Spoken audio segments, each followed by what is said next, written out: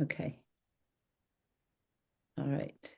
So it's my pleasure to cooperate with Indra and Mirka and the others on this wonderful day. And my colleague and I are going to do a bit of a tag team lecture on the child. And many of you have heard this if you've been trained, but in our experience, we can never really revisit who that child is enough, because many of our questions and our problems have to do with maybe thinking about the child the way we wish it would be, or the way we are trying to form it into being, rather than looking at the way the child actually is trying to be from nature's side. Because Montessori education seeks to work in harmony with natural development through all the planes of development, 0 to 6, 6 to 12, 12 to 18, and beyond, even to aging and dementia.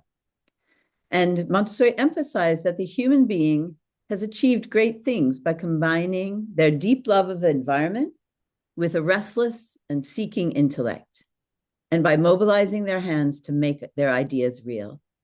So Montessori is not really just competency-based pedagogy. Sorry, Indra, but it isn't. It is also a pedagogy of the expansion of love, because love of the environment is always shown by action. It's not just a sentiment. Children come into the world full of love, but without the means to express it yet. And as they grow, their ability to act on that love increases. And it's the adult's responsibility to create opportunities, as many as possible, for that love to be expressed and expanded upon. So what do the children need to be able to show their love for their environment? They need confidence in themselves, and they need trust in the people around them. They gain that confidence by trial and error in an atmosphere that allows for a friendly attitude towards that error. They gain confidence by acquiring the skills, their emotional skills, the social skills, the intellectual skills, and the opportunities to contribute and to show that they care about the world around them. And nature has provided some drives, which we in Montessori call the psychological characteristics of the 6 to 12 child. They're not really sensitive periods, like we talk about in the first plane of development, because they don't really end at 12. And we can continue to develop them, luckily, for the rest of our lives. However, they are in their first blossoming, and they have a great intensity between 6 and 12. They direct our natural human tendencies like exploration, observation, imitation, communication, orientation, and all the others towards specific acquisitions. And Montessori labels those acquisitions for the 6 to 12-year-old as culture with a capital C, the ways in which we understand the way the world works, the way we navigate within it, and the way we contribute to it. And what is the aim of those acquisitions? For her, it is to become a functioning and contributing member of a larger group than just the family. So this group might be a particular culture or a society or a nation, but it also can be humanity as a whole. And this period of childhood is quite particular to our species, because there's always been so much to learn about how to be a contributing member of society. And as human beings all over the world are now connected to each other in more ways than ever before, these characteristics must now be utilized in new ways to understand the whole of the cosmos and humanity's part in that cosmos. So we have tried to organize the characteristics of the elementary child in such a way that they give a cohesive picture of this great work that the child is doing during this age. We call that work self-construction. Excuse me. It's the way in which each individual, working from those universal tendencies and the characteristics of any particular developmental stage, uses their experiences in the environment to build the self. But since each individual is unique and has a unique path through time and space, the construction that we see may be very different from person to person. However, since the environment is a partner in this construction, matching the environment as closely as possible to those universal human acquisitions the child is inwardly driven to make provides that possibility of optimal outcomes for each particular stage of development. And we've used this mind map to talk about the child with parents and others, adults. And why does it seem to work for us? Because most adults, as we go through the characteristics, recognize themselves and their children. And I hope you will too. These characteristics developed during evolution over thousands of years, and they connect the children of today with all children of the past and the future. We can look at the main branches, starting at the bottom left, and there it says robust adventurer. And this tells us something about the physical and mental conquests of independence that need to be made at this time. And if we cross over to the upper right, we see the twin superpowers that are under development at this time, the reason and the imagination. These children are real seekers, not only physically expanding their capabilities, but also expanding where they can travel with their mind. This expansive nature leads them to be attracted to the extraordinary, the fourth branch that we'll explore a little bit today. And this expansive nature is not only applied to the physical and the intellectual realms, but also to the social, moral, and spiritual realms. These children turn their tendencies towards understanding and navigating social and moral questions. And what unites all of these branches is a deep need to expand their arenas of activity. And school, as we have traditionally seen it, is really often about seeking to limit and channel activity, and is therefore really at odds with the nature of the child. And Montessori envisioned an educational framework for the 6 to 12-year-old that would suit this expansive nature of the child, and at the same time increase their adaptability in this ever more interconnected and interdependent world that we live in. She calls this framework cosmic education, and cosmic education is what we train adults to do in our courses. It takes, I would say, a lot of effort to become an adult who has the ability to aid the child in nature's plan for them. You have to constantly revisit the characteristics with a great deal of empathy for their great task. And today we're just going to take a small dive into what makes these children tick. But perhaps we will sow a few new seeds of understanding that will help you in your interactions with 6 to 12-year-olds. Because what's on this slide are the true competencies that have to be developed in this age. They're the ones that enable all other competencies to be developed. So let's take a little zoom in.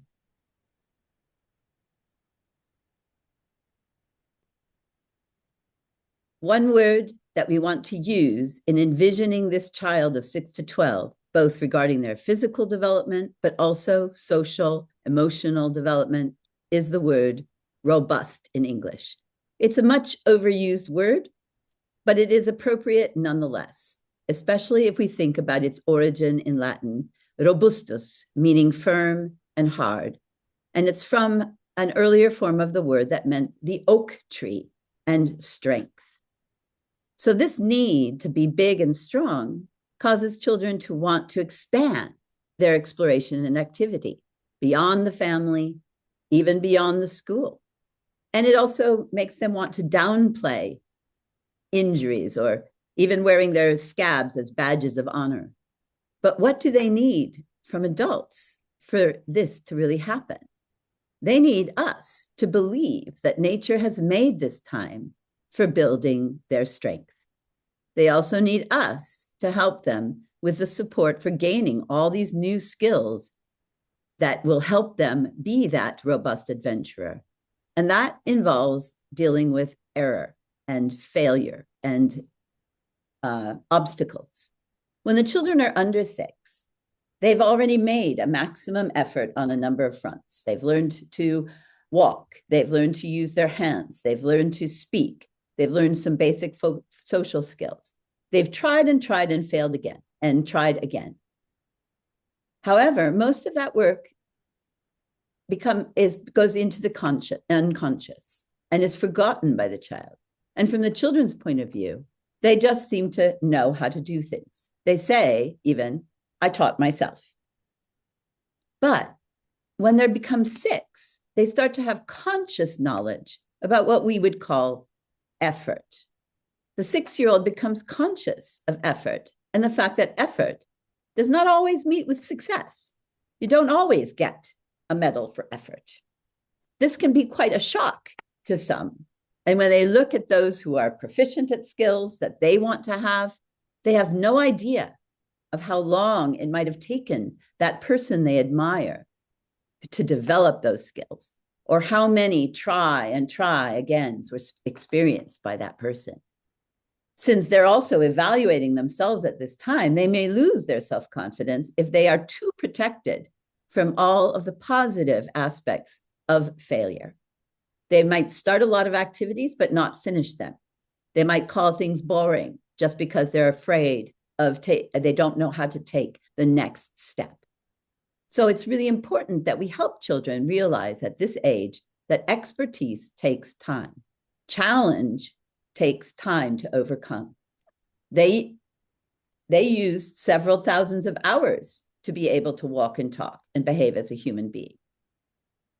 In our Montessori classrooms, we actively exploit the mixed age group, not by asking older children to be role models, but emphasizing that they can lend their experience of life so far to the younger ones, both what they've achieved, how they have achieved it, and what they experienced along the way.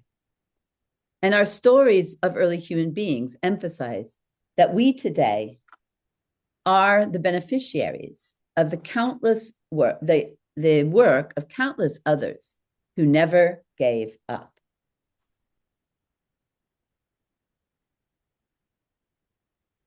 Let's go to Kyla.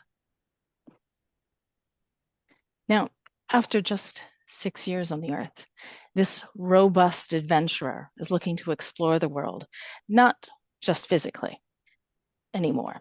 This child wants to be looking at the world in a new way. All these experiences of the past 6 years of their life have built up, and they need to be sorted and sifted and understood. Everyday experiences are necessary food for the mind of the human being. Sensorial experiences, where the mind and the hand work together interacting with the environment.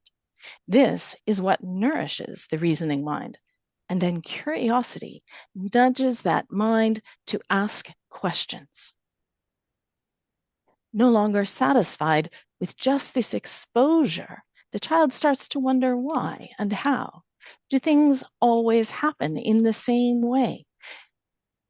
And as they observe the world more closely, the objects, the humans, the animals, the plants, they realize that no, things don't always happen the same way every time. Sometimes the glass does not break when it falls to the ground. Sometimes it lands on hard pavement and it shatters, but sometimes it lands on a soft pillow and it does not. Sometimes when I ask for a cookie before dinner, the answer is yes. Sometimes it is no. Why does it change? What are the circumstances? Do I have the power to affect the outcome? How much begging for a cookie does it take? How tired does my parent need to be to say yes? What are the signs that I need to stop begging because it's not going to be effective? These are the questions of that scientific mind, the reasoning mind that is developing powers of observation, self-control, push the buttons, but not too many times. The mind that is curious about the why of people. Why do they do things? Why do they do them that way and not some other way? They ask questions about their family and they wonder, Do other families operate in the same way as my family? And that means that they're going to have to go out. They're going to have to explore. They're going to seek out other families, other individuals, other children. They're going to ask them questions. They're going to listen to their answers and compare them to their own experiences. For the first plane, the adult needs to perform an analysis of movement so that we can demonstrate to the child and help them build their skills. In the second plane, we start to analyze our language, our words, the processes of logical thinking that we use, the logical thinking behind our rationalizations. Whether it's how to work with something like the checkerboard, or looking at the different parts of speech with the grammar box, or reading about the habits and needs of an animal, or even labeling countries on a map. How do we go about doing this in a logical, sequential manner? We have to use words to express what we need to do. We offer the children the questions that we ask ourselves to ensure that we can keep working. Do we have everything I need? What have I done so far to get to this point? What is the next step? How does this help me meet my goals? In the classroom, we guide the children to help them set realistic goals, create achievable plans, organize tasks and information, develop tools and skills for furthering their discovery, their ability to seek further assistance as necessary, to self-reflect, to self-evaluate. And by doing this, we support the development of effective learning strategies, moving the class and all the children towards becoming a self-regulated community, to become individually self-regulated learners. And as we guide to work and provide activities in meaningful ways that encourage children to communicate, they communicate with each other. We listen to what they say. We see how they work together, and those answers that they give us, we use to guide our own actions. We ask thoughtful, reflective questions, not just of ourselves, but also of the children. And we give the children time to put their skills, knowledge, reasoning, mind, and imagination to communicate their response to the group as a whole. And as we do that, more questions always arise. By modeling asking questions, by modeling observation and discovering more questions, that means the children are going to do the same thing. They will ask questions about what others do and why they do it. They will use their powers of observation and watch, not just when they are at school or at home, but all the time. They will observe, and the questions that are bubbling up in their mind are going to come out and be expressed through their communications with those around them. How come I have to go to bed before the sun sets in summer, but I can stay up long after the sun sets in winter? Why do I have to eat a full breakfast, but I watch my parent rush out the door with having nothing but a cup of coffee each morning? Why do I have to brush my teeth after every meal when I never see my parents brushing their teeth? And what exactly are those things in my mouth that cause cavities? Does sugar really rot my teeth, as Grandma tells me? All these questions require the children to explore further, to dig below the surface experience in order to satisfy their curiosity. And so we need to provide skills to help them answer those questions. We offer them stories and fun facts. We offer demonstrations to help the children observe the world around them more closely, things that they're very familiar with, like solids and liquids and gases. We can make charts and graphs, observe when the sun rises and sets each day to see how the hours of daylight change in the place where we live. And we can wonder about other areas of the earth. Is there a place where the sun never sets? Is there a place where it never rises? Can this be the same place on the earth? And all these questions will require something more than just sensorial experiences. These children who are asking these questions, they also need a way to think about what is not in front of them. They need to be able to have another power, that of imagination. And it is imagination that allows us as human beings to fill in the blanks, to think about possible explanations for things that happen in the world around them. It is imagination that allows us to test our limits and ask a very important question. What happens if? What happens if I don't brush my teeth for one day? What if I don't brush them for a week or a month? With our imagination, we are no longer tied to our senses and the world that immediately surrounds us. We can think about things that are invisible to our eyes. We can think about the particles themselves that make up the solids, liquids, gases of our world and how they act differently. We can observe our experiments and see how consistently liquids behave in flowing downwards and sideways. We can observe patterns and make predictions based on what we have already experienced. And being able to predict what will happen next can help us feel safe, help us understand how the world around us is working, and what can help us go out and explore more, find new places to discover, find exceptions to the rules that we have been following. But when can the rules be bent or even broken? Why does the sky look blue during the day, but black at night? Why does the lake sometimes look blue or black or gray, even green? But when I take a cup of water from the lake, it is clearly transparent. The reasoning mind and its questions, the imagination and its creative powers lead the child away from the family towards human society. Not just our immediate society, but all societies that humans have ever created. The child is led from the objects that surround them to the tiny particles that make up those objects. And it invites them to wonder about those tiny sparkles in the sky that we call stars, the steady light that appears, which we sometimes call the evening star, but my teacher tells me is actually a planet and not a star. What is a star? Our sun is a star, but it looks so big and is so far away. But its light takes only 8 minutes to reach us, and the light from some of those other stars take millions of years to reach us. We need our imagination to help us think about the world around us. And when you have a mind asking all these questions, you can see why Dr. Montessori told us we need to offer the universe to this child in the second plane of development. The universe is an imposing reality, and within it, we will find answers to all questions. The child has many questions about many things. She tells us that if we offer the universe to the child in the right way, that it will arouse more than interest. It will create admiration. It will create wonder. And when we can have these emotional responses to the universe, we start to understand that we can extend these feelings to all things, both living and non-living. We can take great joy in watching the sunrise in the morning. We can experience awe in the way that the earth seems to quiet and strange light fills the sky during a solar eclipse. As we observe our world more closely, we connect and become more fond of it. We observe and we come to love what we observe.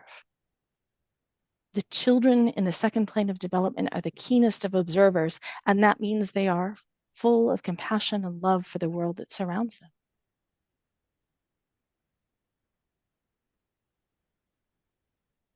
Because these children come from a family and they depend on their parents, they love their family. But because they are members of society and they are going to become adult members of their society, they have questions about what's going around them. They wonder, what have humans done? What can humans do? And so they go back to observe the world. They go and observe, searching for more answers. They look for those extraordinary things in their lives.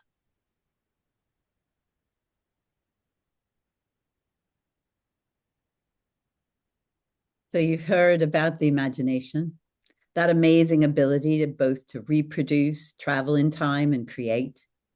Is it any wonder that the imagination would be attracted to the extraordinary, the weird, the strangest, the biggest, the longest, the heaviest, the tallest, the strange but true, and even the magical?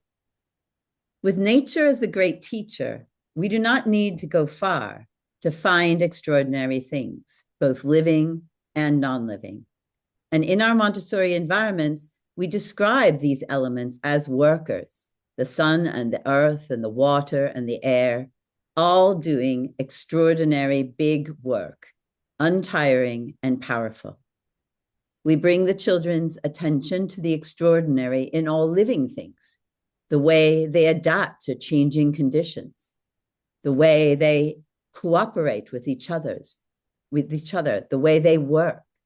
What is the message we're giving? That there is a place for everyone in this cosmos, and there is great work being done all throughout the universe.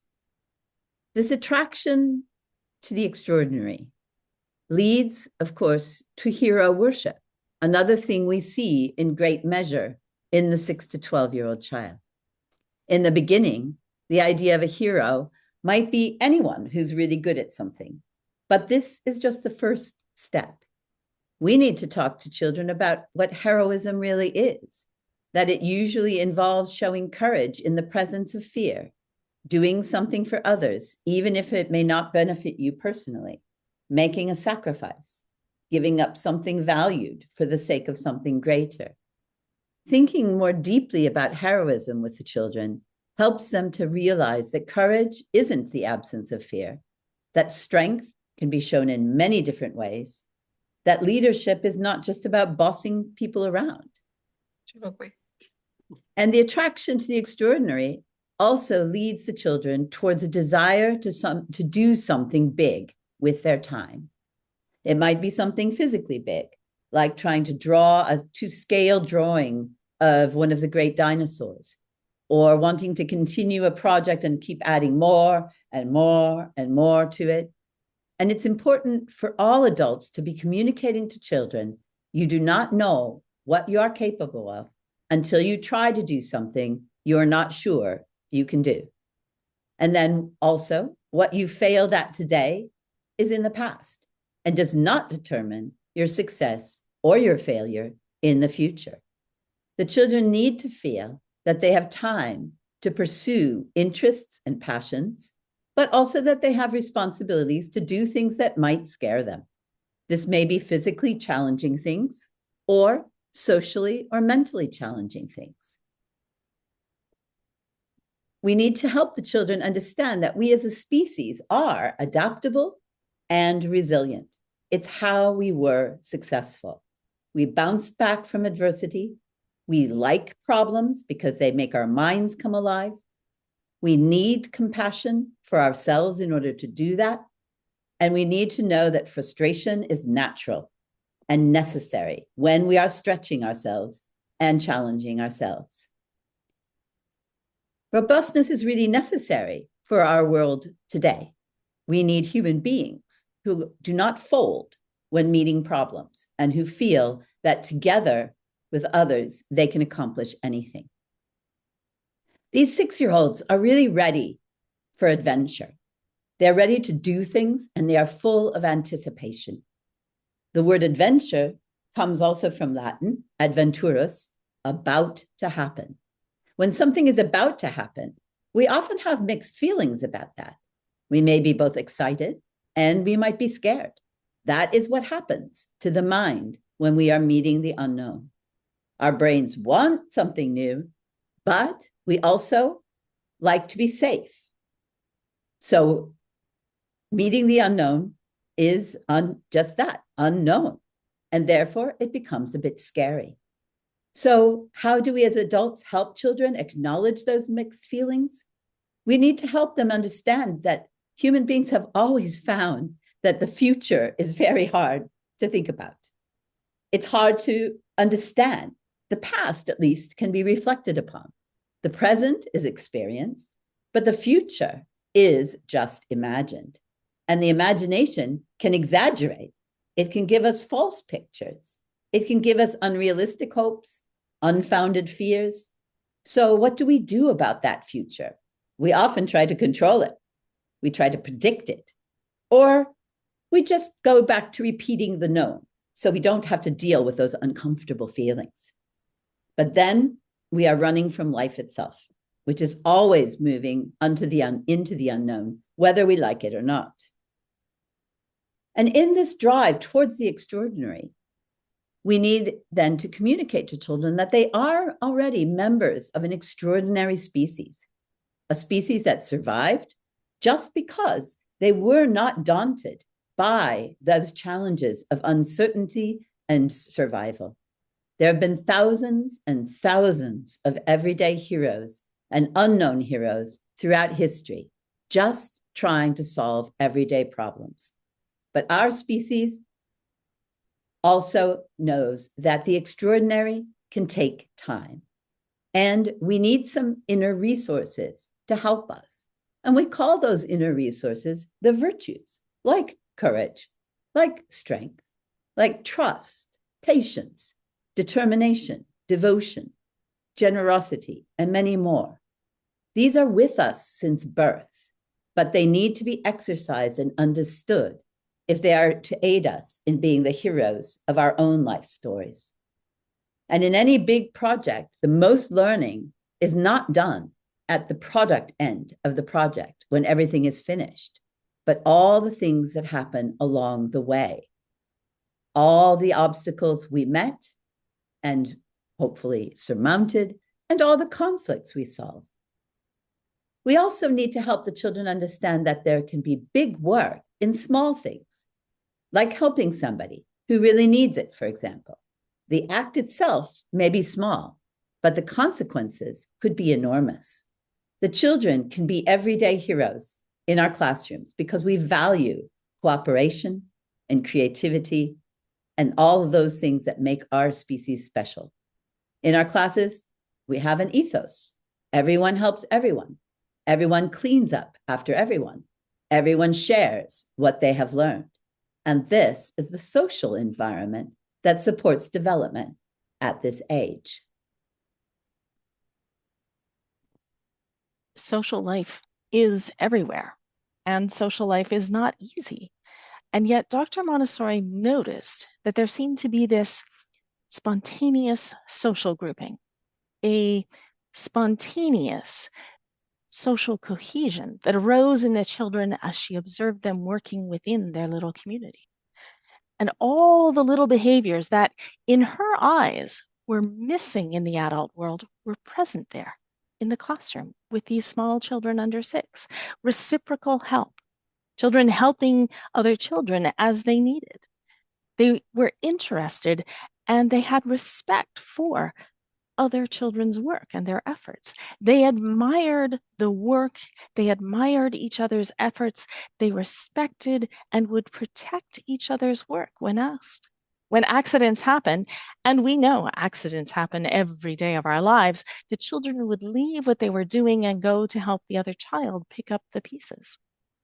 The children learned to wait patiently for the material that they would like to use in the environment, even if they weren't quite so patient at home while waiting for dinner.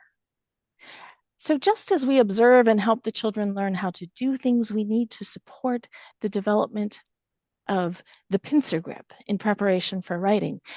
We support the development of memory through games and activities. We support logical thinking process through physical activities, not just mathematical activities. Physical activities like washing a table. Just as we support all of those, we need to support the development of these social skills.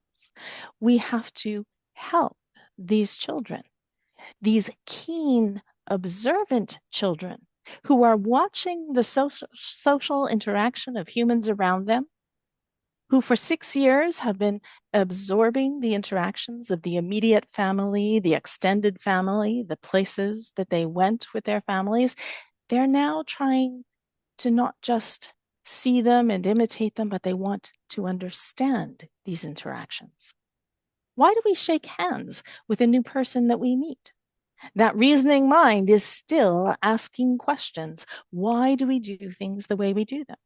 Why do we sometimes not shake hands and simply nod our head or bow or even make excuses as to why we can't shake hands? Sorry, I'm just feeling a little under the weather and I don't want to spread my germs.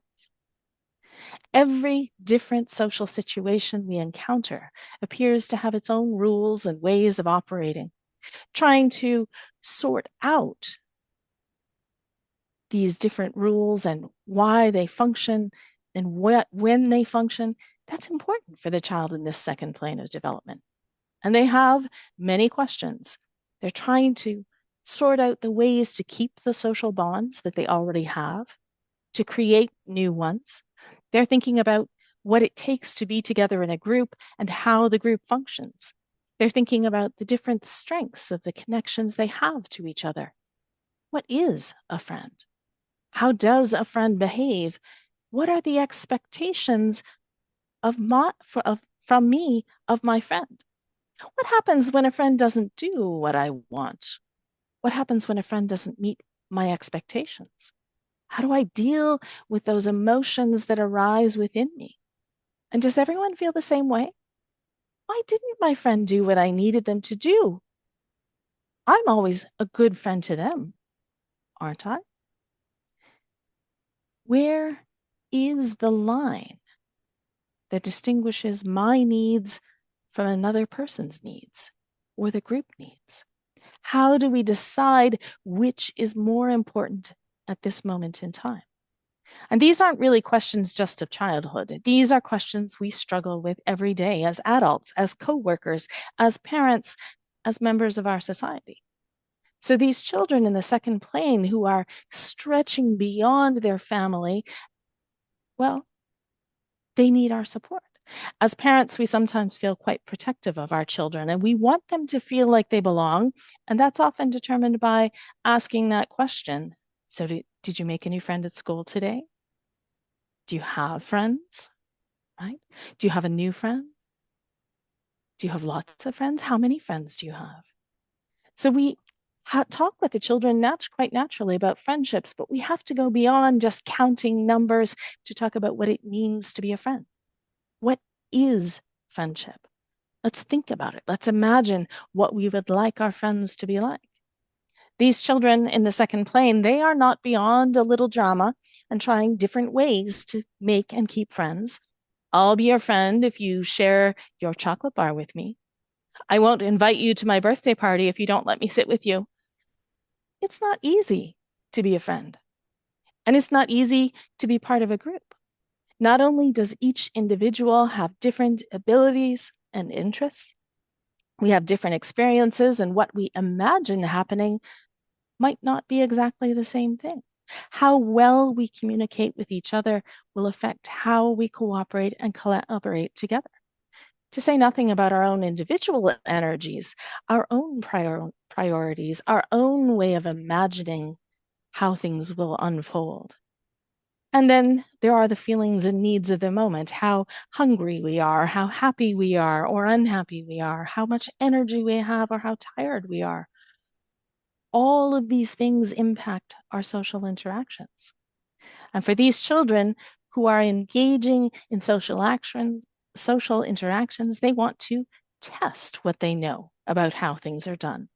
They're trying to understand on an intellectual level what a community is, how people work together, how they solve problems together. They want to know and understand what is effective communication. How do I make sure that you understand what I am thinking, what I am feeling? They are trying to find out whether there is only one way to live and work together or whether different strategies might be more effective. They want to know whether their friend's way of interacting with others might work for them. What they have noticed very clearly in their lives so far is that the adults are not very consistent in how they act. In certain situations, we speak and act in one way. In another situation, we speak and act in another. And children have a very uncanny way of saying things that reveal that inconsistency at inconvenient times. You all know that experience of saying, I'd love to come for dinner, but I have a Zoom meeting that night, perhaps another time. And your child, after you get off the phone, says, but mommy, you told daddy you didn't want to go because you didn't think you could stand a whole evening in their company. But embarrassment aside, we really do not always do the same things in all circumstances. So how are children going to sort this out? They have to think about the rules and decide whether what they see happening should actually be happening. And who can they ask when they want to check their understanding? The adult. The child in the second plane of development is the keenest of observers, and this means that they are also full of compassion and love for the world that surrounds them. Because when you observe things, you become connected to them. The more closely you observe it, the better you know something, the more you attach to it. There's a growing feeling within this child of the second plane that is thrown outwards, just like their curiosity moves them away and beyond the limits of the family. This feeling from within, this in feeling, moves outwards and develops into empathy. And that's very important if you're going to be successful in that social world. Because I come from a family, I am dependent upon my parents. Because I am dependent upon my parents, I can learn about whale families. And I can imagine that a baby whale is also dependent upon its parent. I can understand that there is a bond between the mother and its calf. And because I can imagine and project the way that I feel upon the world around me, I develop empathy. I can imagine how my actions affect others. I can understand the interdependence that exists in the universe. So what is important is that we are talking with our children, helping them understand how to reflect on a situation, what kinds of strategies might help them deal with the many different situations. There's more than one way to resolve a conflict, and we have to choose the strategy that fits the best situation. We want our children to be happy, but conflict happens, and children are going to disagree, and they are going to do things that they shouldn't. They're very much like adults in that respect, and it is part of our human condition. So we help them by talking with them, listening to them, offering them vocabulary and new words to deal with the situations that they encounter. We offer them ways of describing how they feel, learning how to express their thoughts and feelings in a way that others can understand. We engage that reasoning mind of the child. We invite them to use their powers of observation and consider how to work with others. And this is what it takes, well, to live in society. It isn't that we always get along. It isn't that we always follow the rules, but we know when we can behave in certain ways and when we can't. And by talking about things in this way, talking about what the children can expect to see happen in our world, by modeling for our children how we think ahead and imagine what we want to see happening, we support our children in developing their own social skills. We want the children to reflect upon what they observe around them, what others do, and what seems to help the social interactions go more smoothly. We want to engage their powers of observation, their reasoning mind and imagination to think about their own role in the group. How do they contribute to the smooth functioning of the group? How can they help others to feel part of the group? How can they work together to support each other? And how should they really work together? Is it really important? Does it matter if I contribute to the group? That's a bit of a moral discussion. Oh, sorry. We have to go back. Yes, when you are interested in other people, how they live and work together, how they communicate with each other, like Kyla said, then you also are starting to think about what are the rules they're following. You think about not just how to get along, but also how to solve problems that arise. And maybe rules are supposed to help you with that, or maybe they just control people. You don't know. During the first 6 years of life, the children take in and follow the rules of the adults by copying behaviors, manners of those around them. But at around 6, the children will turn their why and how questions also towards what they see as these spoken and unspoken rules. They are observing the behavior of adults and other children and trying to sort out what is it that is true about right and wrong, about fair and unfair. Are there some things that are always right or wrong? And they have a lot of what if scenarios in their minds about this as well. And that leads them to that difficult place between black and white. And if we only meet this necessary exploration with more rules, we do not help them.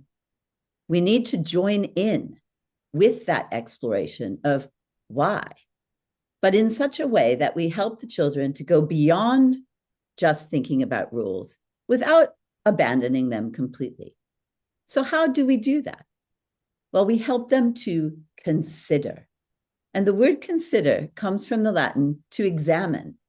But siderare, the root, also has the same root as the word for star. It's like stargazing, a real exploration of what we need to consider when living, working, and learning together with others, especially as we are not mind readers. So what is it that we want to examine together with the children? We examine the origins of customs, like greetings or thank yous. We examine the way in which there might be several acceptable ways of doing something in any community, like carrying a chair, as long as we consider the needs of the space, the needs of the objects in a space, and the needs of the people in the space. That is the origin of the word responsibility, to respond to need. So rules should only be the techniques that will aid the children in acting well, and not prohibitions that will keep them from acting badly. When we make rules with the children, it is important to get them away from do not formulations, because they will often say rules in that way at first. We need to think about how we involve them in thinking about rules as action plans, things that they can that they can do, that they can reflect upon later and evaluate. For example, we could say something like this: in order for people to learn, they need to feel safe. They need to feel that other people respect their work. So what kinds of things do we as a class need to do to help people feel safe? That is a concrete dilemma or challenge that you're putting out to the children that allows them to speak about actions and considerations that will give them guidelines about what to do, not what not to do. These kinds of discussions also have the advantage that they are open-ended, that the children will find many ways in which to fulfill those expectations or to make sure that the considerations are taken. Consideration of the needs of others and the environment becomes a natural part of the scaffolding of life, which allows us to construct ourselves. But this age is often also seen as the age of tattle-telling, we say in English, where children run to the teacher with tales of the offenses of others. And adults often react to this in two ways. If our opinion of the child who's coming to us is that, oh, they're one of the good children, we often take their word for truth. And we go and admonish the child they said was the perpetrator, without actually having seen the offense ourselves. And what message does that give to the children? Or if the child is one we consider to also be a bit naughty, we might say something like, well, you're not so perfect yourself, or look to your own behavior before you judge others. But neither reaction acknowledges the struggle that the child who tells the tale is going through. I'm trying to make sense of rules, consequences. Where does forgiveness come in? Where does compassion come in? Where does situation come in? How about we acknowledge the child's concern and ask them, what are you concerned about? And try to find out more about what motivated that concern. From childhood to adolescence, Montessori writes, it is at this age also that the concept of justice is born, simultaneously with the understanding of the relationship between one's acts and the needs of others. This sense of justice, so often missing in man, is found during the development of the child. It is the failure to recognize this fact that engenders a false idea of justice. So when a child starts proclaiming that things are unfair, we have to ask ourselves, what kind of fairness is the child thinking about now? Is it perhaps distributive fairness where everyone gets the same? Or the fairness that some young children perceive as fair is fair if I get what I want? But as justice is an important facet of the building of a functioning society, we have to aid the children in going beyond these two types of justice. We have to help them explore that there are different types of fairness that exist in the world, like the fairness of everyone getting what they need or restoring balance when something has gone wrong. They don't know how to ask for clarification on the concept of justice, but we can take what they say as an indication of interest and engagement, and not just as annoying, and explore the topic in the same way that we look at the functions of leaves, which we don't get annoyed about if they ask. We say, what is the main function of justice? Like what you say, what is the main function of a leaf? How does it help us? What is it made of? What kinds of different types are there? And in what situations are they found? Now, our work also with virtues can also aid the children in developing their moral compass at this time. These moral spiritual muscles, like patience, persistence, courage, helpfulness, tolerance, they're abstract concepts, but they become real through action. And that's what children like to talk about. So these are concepts to be discussed and explored. They're like muscles. We need to use them in order to develop them. And also like muscles, they need to be balanced with each other, because overuse of one at the expense of another causes great difficulty for us. So in other words, this adventure of life is full of conflict, both inner conflict, outer conflict with the world around us, but conflict is the driver of our personal narrative. And our ability to solve rather than avoid conflict becomes the measure of our character. And as we have carried you around this mind map, we want you to see how all of these things that the child is being driven inside to explore are all connected to each other and to the history of our human species.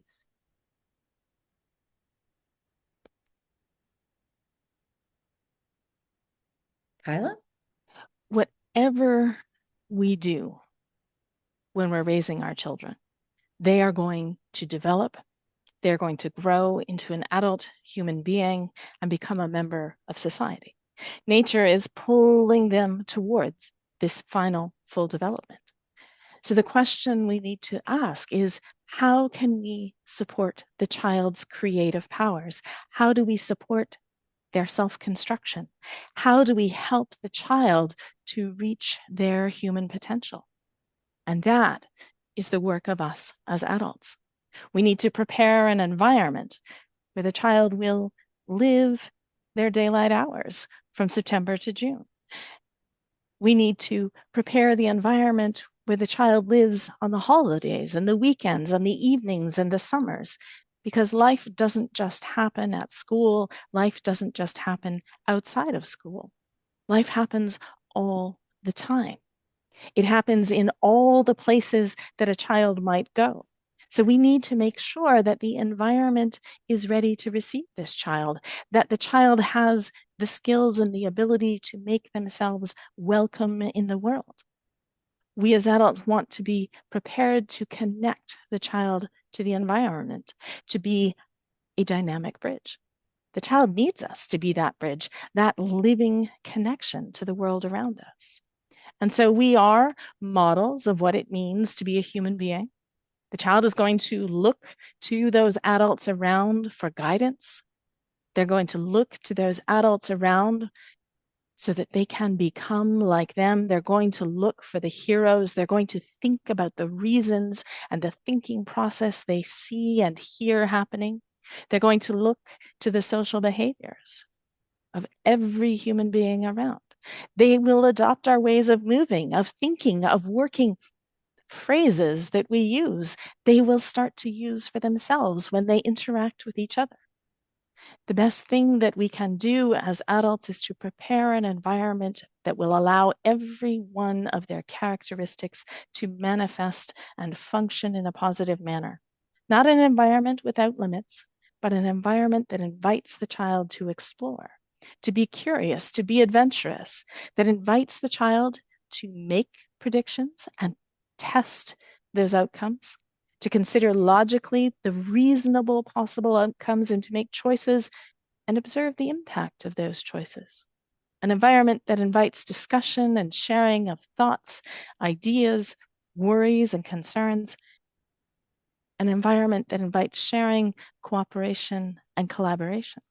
And when these things are in place, then we will be able to see for ourselves what Dr. Montessori was able to see. In Education and Peace, she talks about how the child is capable of developing and giving us proof of the possibility of a better humanity. That the child has, through their own work of living their lives, shown us that true process of construction of the human being. And that she witnessed children completely change from what society knew into this new child. That they could acquire a love for things, that their sense of order, discipline, self-control develops from within them based on their interactions with the environment.